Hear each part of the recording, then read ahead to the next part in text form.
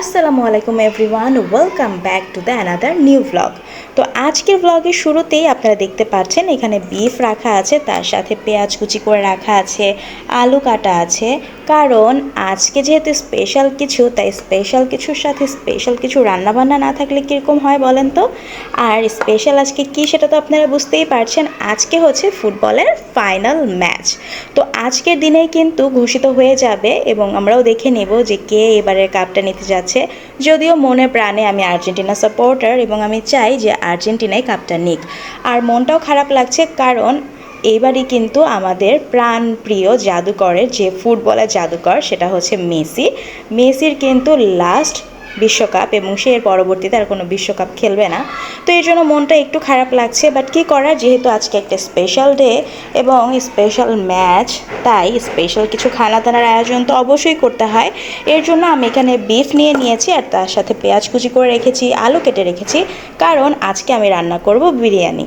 সব কিছু তো কেটে নিয়েছি আর আজকে বিরিয়ানি রান্না করব। এটা শুনলে জান্নাতের বাবা একটু খুশি হবে, কারণ সে বিরিয়ানি খেতে অনেক পছন্দ করে।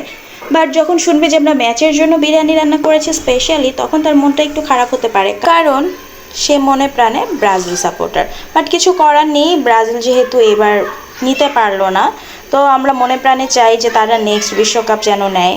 আর এবার এটার জন্য আসলে কিছু করার নেই, তাদের জন্য আমাদেরও মন খারাপ হচ্ছে, বাট মন খারাপ করে কিছু করার নেই। হার জিত তো থাকেই ম্যাচে, এটাই হচ্ছে নিয়ম। তো যাই হোক, আমি এখানে সবগুলো পিস সুন্দর করে কেটে নিয়েছি, একটু হাড়ও দিয়েছি। এখন আমি এগুলো ভালো মতো ক্লিন করে নিব। তার আগে একটু 1 কাপ চা খেতে হবে, অনেক বেশি চায়ের ক্রেভিংস উঠেছে। তো ওদিক দিয়ে তো সব কিছু কেটে টেটে গুছিয়ে রেখেছি, পরবর্তীতে রান্না করব। আর এই যে এখন অনেক বেশি চায়ের ক্রেভিংস উঠেছে, তো ভাবলাম চা খেয়ে নেই। সেলোনের এই যে মিল্ক টিটা ইনস্ট্যান্ট যেটা, সেটা আপনারা কারা কারা খেয়েছেন, আপনাদের কাছে কেমন লাগে আমাকে জানাবেন। কারণ আমার কাছে তেমন একটা ভালো লাগে না, তারপরও দেখা যায় যে মাঝে মাঝে যখন একটু বেশি আর্লি কিছু খেতে ইচ্ছা করে বা চা স্পেশালি, তখন মনে হয় যে ইনস্ট্যান্ট প্যাকেটটা থাকলে অনেক বেশি উপকার হয়, এর জন্য বানিয়ে খেয়ে ফেলি। তো আজকেও সেটাই করব।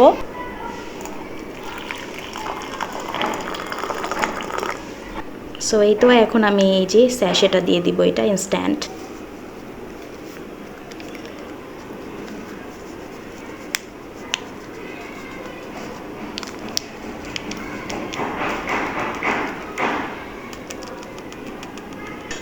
আসলে এখন আমাদের কাছে কত ইজি হয়ে গিয়েছে সব কিছু, তাই না?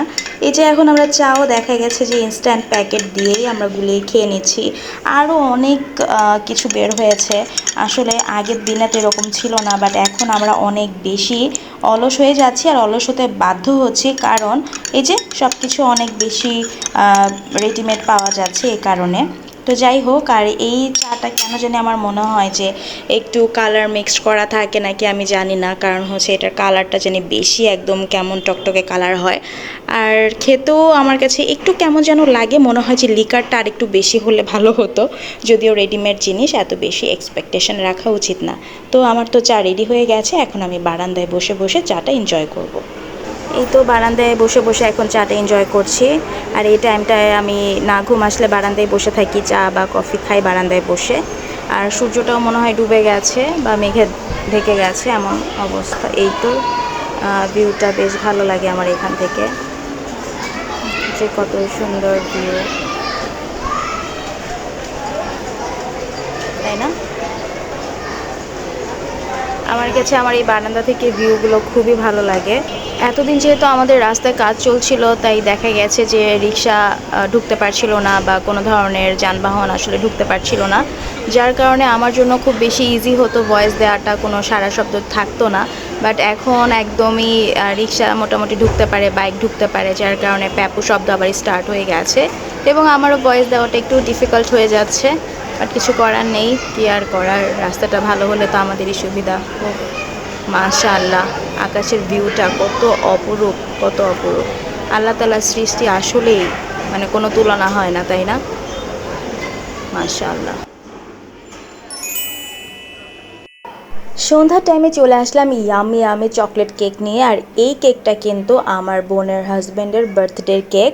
সেদিন স্কুলে যাওয়ার সময় আমার বোন ফোন দিয়ে বলল যেন আমি ওর বাসার সামনে দিয়ে হয়ে যাই, জান্নাতের জন্য কেক দিতে চাচ্ছে। আর এই যে কেকটা কিন্তু খুবই মজা, আন্টি খুব মজা করে কেক বানায়, আমাদের রিলেটিভ হয়, সে কেক মেক করে এবং তার কাছ থেকে আমরা কেক সবসময় অর্ডার দিই। সন্ধ্যায় নুডলস রান্না করেছিলাম কারণ জান্নাতের বাবা নুডলস খেতে অনেক বেশি পছন্দ করে, আর ওর জন্য যখনই নুডলস রান্না করব তখন আমাকে টমেটো মিক্সড করতেই হবে, কারণ সে টমেটো না দিলে নুডলস একদমই খেতে পছন্দ করে না। সো লাল লাল টমেটো দিয়ে তাকে নুডলস রান্না করে দিয়েছি। আর আমার কাছে না ম্যাগি নুডলসের থেকে বেস্ট আর কিছুই লাগে না, যত মজাদার হোক কি না কেন আমি ম্যাগিটাই অনেক বেশি পছন্দ করি। আর সন্ধ্যায় তো 1 কাপ চা না হলেই না, তো জান্নাতের বাবার জন্য আমি একটু লিকার দিয়ে চা বানিয়ে দিচ্ছি, কারণ সে দুধ চা খাবে না, তো তার জন্য একটু গরম পানি লিকার দিয়ে হলেই যথেষ্ট, তো সেটাই করছি। আমি আগেই চা খেয়েছিলাম, তাই সন্ধ্যায় আর কোনো চা খাইনি। তারপর জানবাচাকে পড়াতে বসলাম আর আমি এই কাঁচা মিঠা আম নিয়ে বসে পড়লাম। এই আমটা খুবই মজা লেগেছে আমার কাছে, একটু টক মিষ্টি আর কাঁচা। আর এখন তো কাঁচা আমের সিজন নেই, সবই আম পেকে গেছে, কিন্তু এরকম বড় বড় আমগুলো এখন পাওয়া যাচ্ছে যেগুলো কাঁচা আর খেতেও অনেক মজা, টক মিষ্টি একদম। জানবাচাকে পড়ানো শেষ করে আমি রান্নাবান্নার কাজে চলে আসলাম।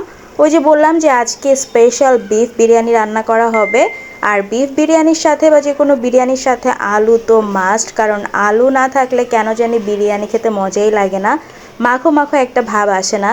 তাই এই যে গোস্তের সাথে আলু দিয়ে ভালো করে মশলার সাথে কষিয়ে নিচ্ছি। ভালো করে কষানো হয়ে গেলে দেন আমি চাল দিয়ে দিব পরিমাণ মতো।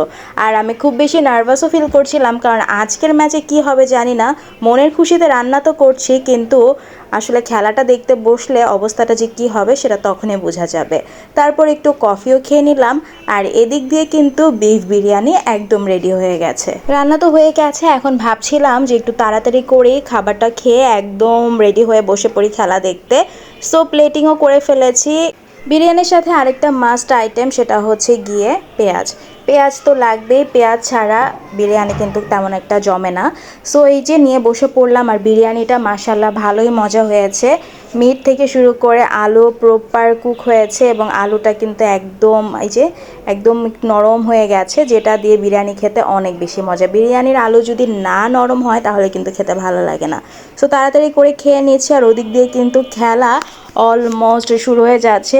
যেহেতু খেলা শুরু হওয়ার আগে আজকে ওদের অনেক প্রোগ্রামস আছে, তো সেগুলো তো এরই মধ্যে স্টার্ট হয়ে গেছে, আর এদিক দিয়ে খাওয়া দাওয়াও চলছে। তো জানি না আজকে কি হবে, ফিঙ্গার একদম ক্রস করেছিলাম, কারণ হচ্ছে যে ফাইনাল ম্যাচ যেহেতু কোনো প্রেডিকশন আগে থেকে একদমই করা যাবে না। আর এই তো এদিক দিয়ে কিন্তু স্টার্ট হয়ে গেছে। Hope for the best. শুনো, আপনি যখন আমি জানি আজকে আর্জেন্টিনা জিতবে, আমি একটু আগে ফোনে দেখলাম আজকে আর্জেন্টিনা 4 গোল জিতবে, এতে যখন স্পেনের যখন 3 গোল হবে তা আপনি এখন টেনশন মানে তারপরে যখন আর্জেন্টিনা আরেকটা গোল দিবে। জানা তোমার জার্সি কোথায়? জানি না। জার্সি পরো যে, চলো let's go let's go let's go let's go.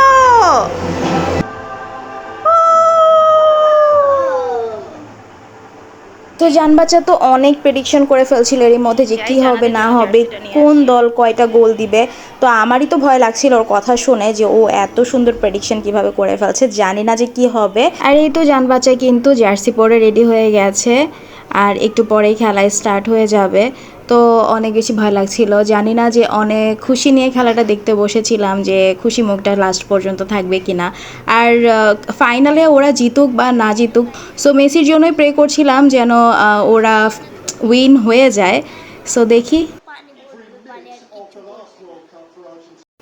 খেলার টাইম যতই যাচ্ছিল ততই নার্ভাসনেস এবং টেনশনটা বেড়েই যাচ্ছিল, বাট মার্টিনেজের কথা বলতেই হয়, অ্যাজ আ গোলকিপার ও সেদিন খেলা দেখিয়ে দিয়েছে যে কিভাবে খেলতে হয়। টাইম চলছিল, ওই টাইমে আমিও একটু আম কেটে নিলাম, তাই আম কেটে নিয়েছি। এই তো স্পেন কিন্তু গোল দিয়ে। এই বে, তুমি কান্না করতেছো কেন বলো? তুমি কান্না করছো কেন? খেলায় তো হার জিত থাকে বাবা, কান্না করতে হয় না। ওকে ওকে, ঠিক আছে। হতে পারে আর্জেন্টিনা কাপ নিতে পারেনি, বাট এর মানে এইটা না যে ওরা খারাপ খেলেছে, কারণ কোনো দলই খারাপ খেলে অবশ্যই ফাইনালিস্ট হতে পারে না। আর যখন মেসির জন্য সবাই অনেক বেশি ক্রাউড করছিল, সেই মোমেন্টটা আসলে অনেক বেশি ইমোশনাল। আমরা যেরকম হয়েছি তার থেকে বেশি মেসি হয়েছে, কারণ মেসি তখন মনে মনে হয়তো এটাই চিন্তা করছে যে আমি তাদেরকে খুশি করতে পারলাম না, কিন্তু না, মেসি সব সময় আমাদেরকে খুশি করেছে। এবং আমরা যারা ফ্যানরা আছি আর্জেন্টিনার এবং মেসির বিশেষ করে, আমরা কিন্তু কেউই হতাশ হইনি। আমরা অনেক অনেক বেশি খুশি যে আমরা এমন একজন মানুষের খেলা দেখতে পেরেছি এবং এমন একজন মানুষের ভক্ত আমরা। খেলায় হার জিত থাকবেই, তাই বলে কোনো দ্বন্দ্ব বা নিজেকে ক্ষতি করা যাবে না, কারণ কেউ কিন্তু কারোর জন্য থেমে থাকে না, সবাই সবার গতিতেই চলে। সময়ের গতিতে চলে, একদিন সবকিছুই নর্মাল হয়ে যাবে, এটাই স্বাভাবিক। যদিও বিদায় কখনোই সুখকর হয় না। It's very hard to say good bye, but it's okay.